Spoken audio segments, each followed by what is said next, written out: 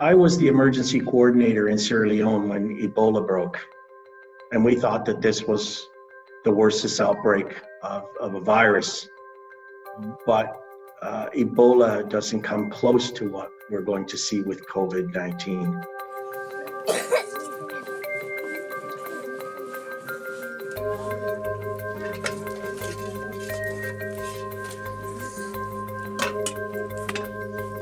Our objective every year is to feed the most vulnerable parts of the food insecure population. Right now, we're feeding 87 million people with direct food distribution or cash and voucher programs.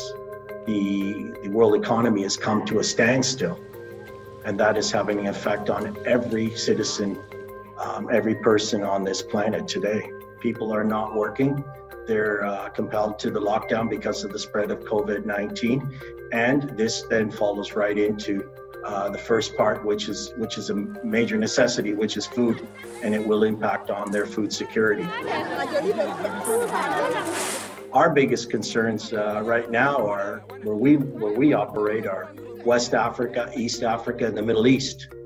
These countries are already set back with the locust infestation in Eastern Africa, the drought in West Africa, South Africa, and then conflict in the Middle East.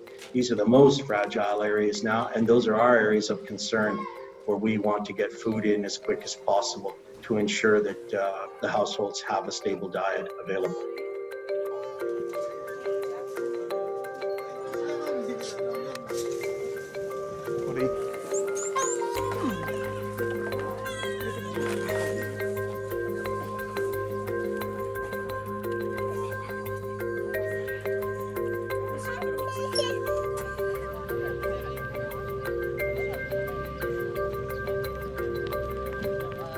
Our plan is to pre-position 3 months of food requirements, which is close to 1 million metric tons along our major corridors, so that we can be adaptable, flexible, and be able to change as the circumstances change.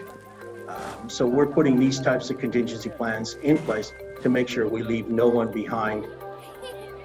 Thus far, we're not seeing any major impact on reaching our 87 million beneficiaries throughout the world.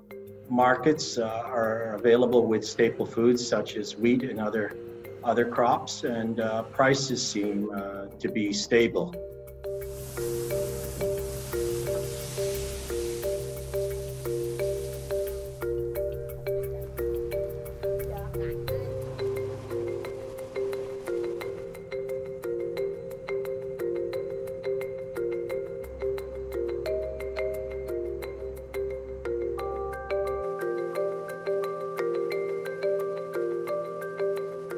There is food available throughout the world. What we're seeing in terms of available stocks from our different suppliers, food is available. We have to be careful is that governments don't press the panic button and start locking up all the ports for exporting. You know, governments want to secure food security for its own people.